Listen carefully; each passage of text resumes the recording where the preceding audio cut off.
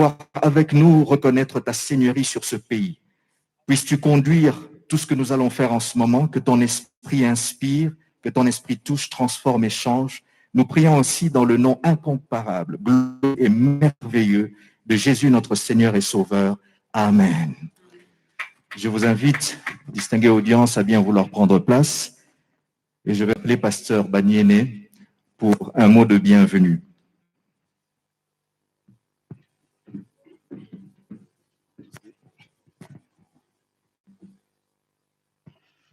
Excellences, Monsieur le chef de l'État et président de la République démocratique du Congo, avec l'expression de nos hommages les plus déférents, distinguée Première Dame et mère de la nation congolaise, honorable vice-président de l'Assemblée nationale, honorables députés et sénateurs, Excellences, Messieurs les gouverneurs de la province du Nord Kivu, chers leaders des confessions religieuses, distingués invités à vos titres et qualités respectifs, que la paix et la grâce de notre Seigneur et Sauveur Jésus-Christ soient avec vous. À l'occasion de la commémoration du 61e anniversaire de l'accession de notre cher pays à sa souveraineté nationale et internationale, nous avons l'honneur de vous accueillir dans l'enceinte du gouvernorat de la province du Nord Kivu. Bienvenue, Karibu, comme nous le disons en Swahili. Approprions-nous les psaumes 133 qui déclare, je cite, « Vois barbe sur la barbe d'Aaron, qui descend sur les bords de ses vêtements. C'est comme la rosée de l'Hermon qui descend sur les montagnes de Sion, car c'est là que l'Éternel envoie la bénédiction, la vie pour l'éternité. » Fin de citation. Le but de notre présence en ce lieu est de vouloir glorifier notre Seigneur et Sauveur Jésus-Christ à travers le culte d'action de grâce pour ces 61 ans de l'indépendance de notre beau pays et pour la protection divine lors de l'éruption volcanique qui a malheureusement englouti certains villages dans le territoire de Nyiragongo, avec quelques pertes en vies humaines que nous déplorons. Ce culte d'action de grâce est pour nous également une occasion d'écouter la voix de Dieu à travers la parole et d'implorer sa miséricorde en faveur de nos frères et sœurs victimes des affres à l'est de notre pays. C'est aussi l'occasion de nous recommander entre les mains de Dieu pour qu'il nous protège contre cette troisième vague de la COVID-19 qui sévit dans le monde entier.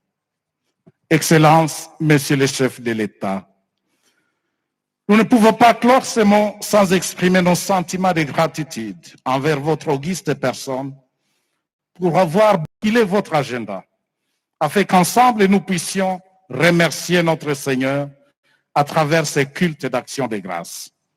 Votre présence parmi nous est une marque de réconfort et de compassion en ces moments difficiles qu'on est notre province.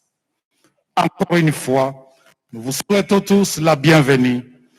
Karibu sana kwa ninyi wote. Asante.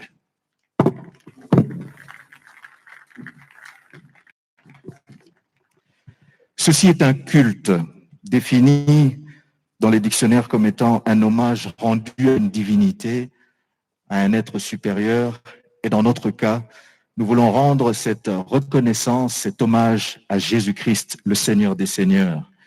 C'est ainsi que nous voulons entrer dans un moment de louange et adoration, car la Bible nous enseigne que notre Dieu siège au milieu des louanges de son peuple.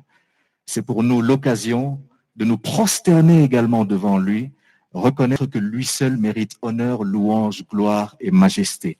J'invite mon frère Moni à nous conduire dans ce moment de louange et adoration.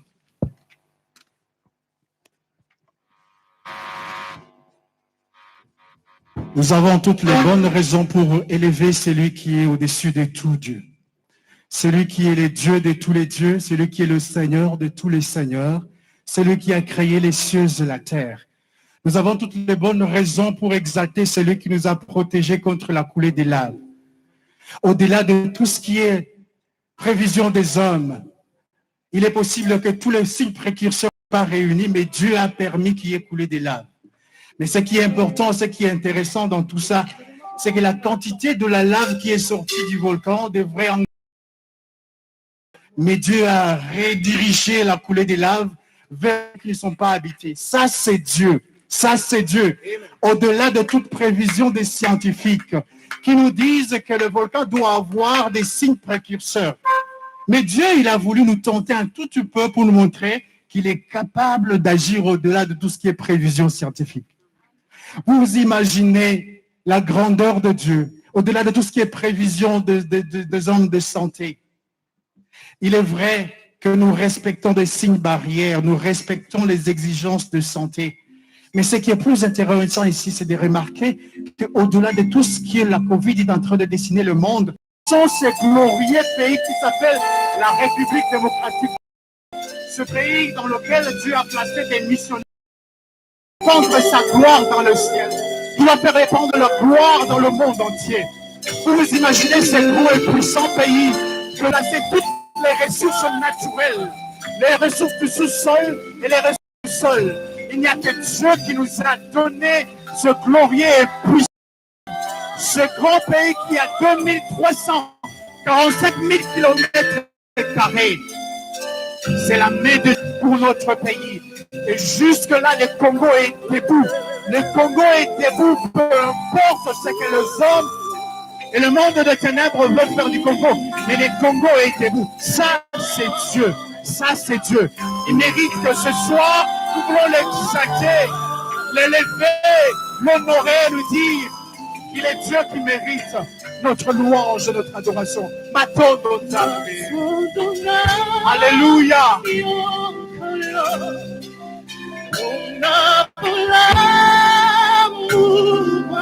Oui, ce soir, nous voulons le dire. Alléluia.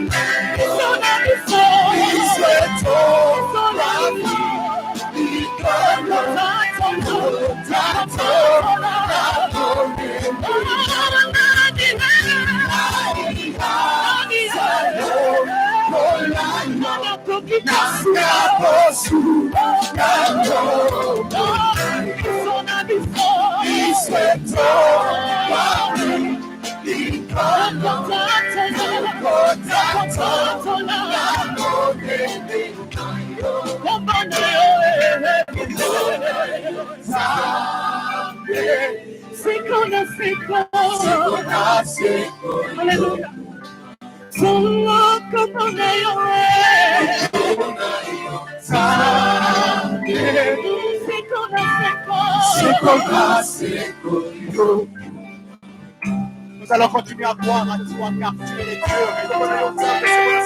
Nous allons continuer à croire que tu es le Dieu au-dessus des dieux. Nous voyons ce que tu es capable de faire, ce que tu es en train de faire, que tu es.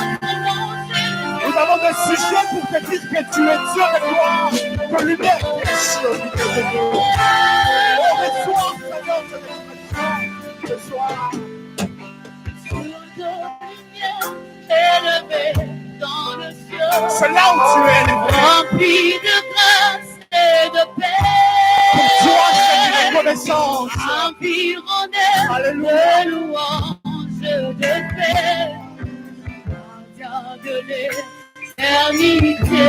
C'est toi qui as quitté le ciel pour moi. Pourquoi quitter ces palais Et tu l'as fait et aussi pour bonheur chacun de moi. pour un sentier de misère?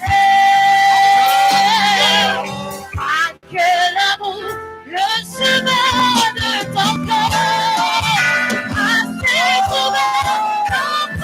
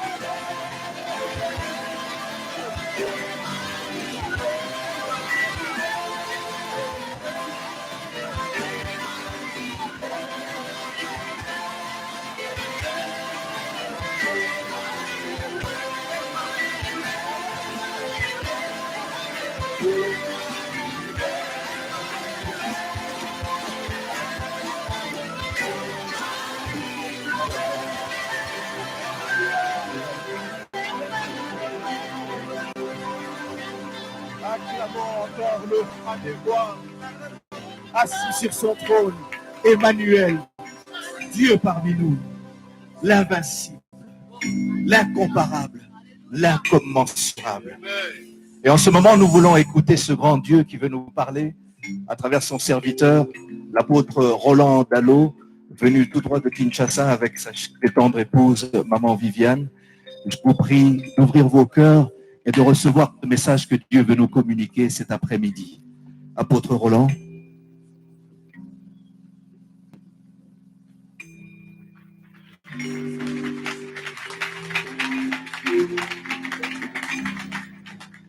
Merci beaucoup.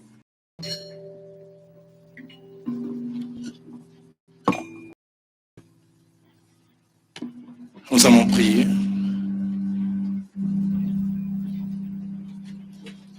Seigneur, merci d'avoir fait de nous citoyens de ces beaux, merveilleux et atypiques pays. Nous ne l'avons pas choisi. Nous sommes réveillés un jour et nous nous sommes rendus compte que Congolais nous étions, Congolais nous sommes. Et en ces jours où nous commémorons de 61 années de l'accession à l'indépendance, il t'a plu que ton serviteur, le premier d'entre nous et la première d'entre nous, se retrouve en cette partie du pays qui venait d'être secouée par cette calamité naturelle. Et en plus, ils ont accepté de venir partager avec nous ces temps d'adoration, d'action de grâce. Nous inviter à ouvrir les 5 livres si nous en avons un. Et je vais en introduction lire avec vous 4 portions des Écritures. La première portion, nous la trouvons dans le livre de Genèse. Et ma lecture va aller du Genèse chapitre 12, du 1er au 3e verset.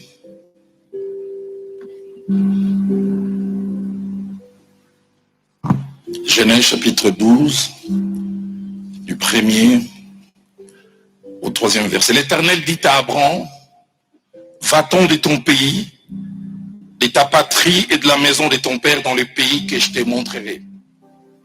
Je ferai de toi une grande nation et je te bénirai. Je rendrai ton nom grand et tu seras une source de bénédiction. Je bénirai ceux qui te béniront, je maudirai ceux qui te maudiront. Et j'aime bien la fin, et toutes les familles de la terre seront bénies en toi. La seconde portion, c'est toujours le livre de Genèse, cette fois du verset 18 au verset 21. En ces jours-là, l'Éternel fit alliance avec Abraham et dit, je donne ce pays à ta postérité depuis le fleuve d'Égypte jusqu'au grand fleuve, au fleuve d'Euphrate. Les pays des Kéniens, des Kénisiens, des Cadmoniens, des Étiens, des Phérésiens, des Réphaïm, des Amoréens, des Cananéens, des Girgasiens et des Jébusiens. L'avant-dernière portion, Exode au chapitre 31, et là nous lisons du 1er au 5e verset. L'Éternel parla à Moïse et dit, sache que j'ai choisi Betsalel, fils d'Uri, fils de Hur, de la tribu de Juda.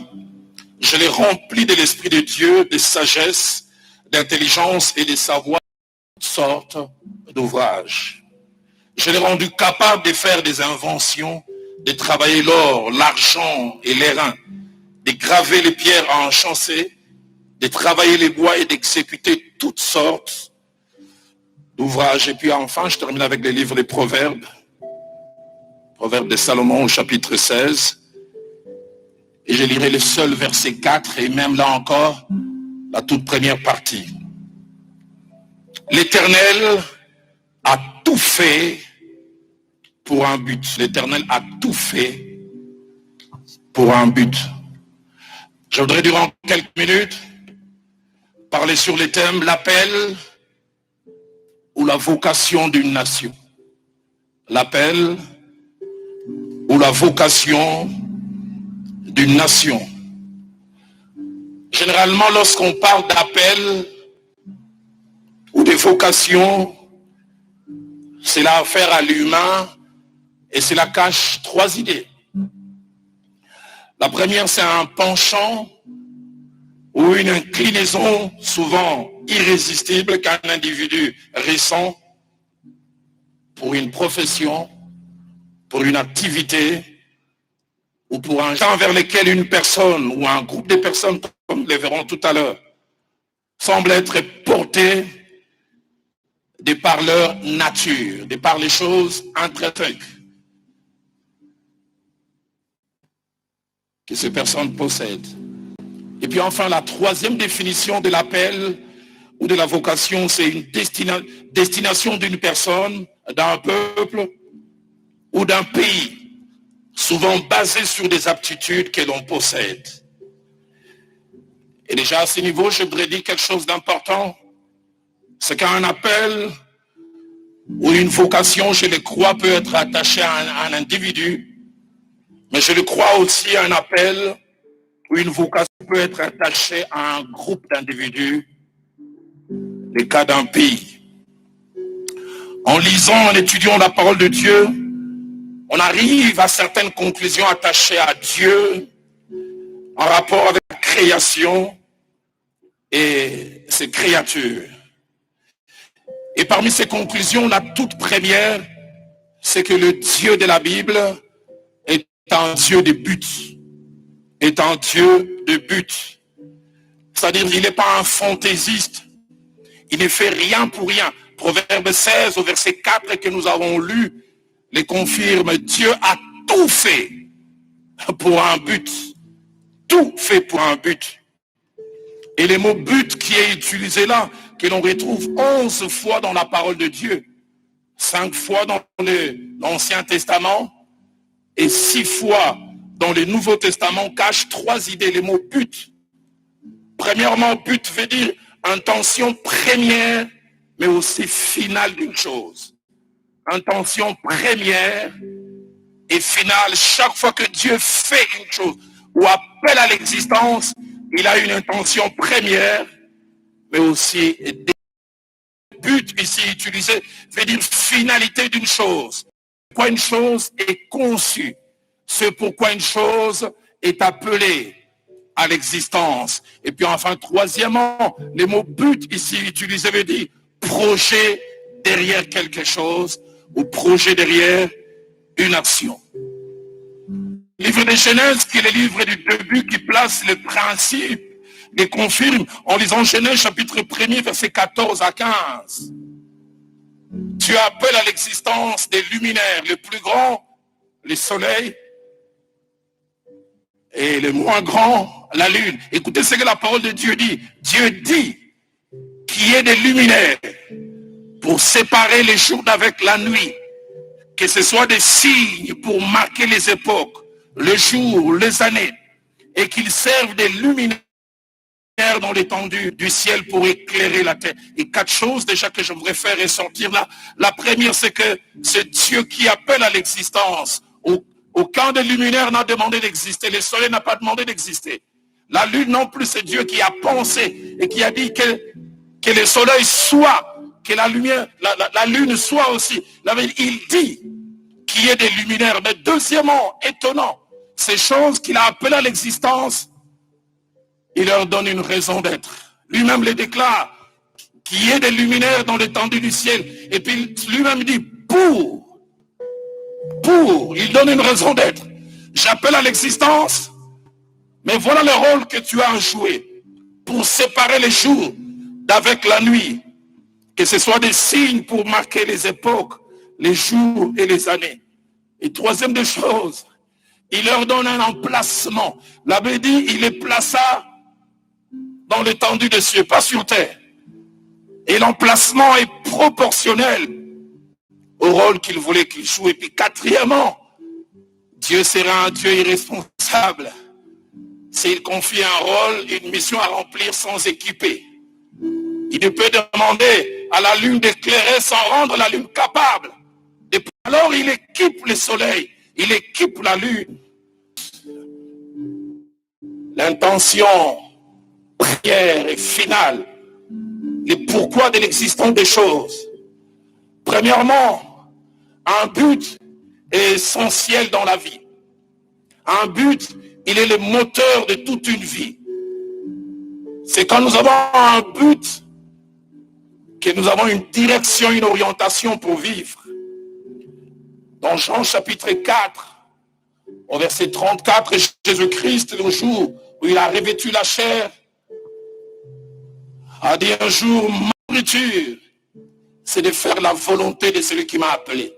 D'autres versions disent ce qui me nourrit, ce qui me donne une certaine valeur, c'est accomplir le but pour lequel mon Dieu m'a envoyé. La version Alfred Cohen ou Paroles vivantes le dit mieux.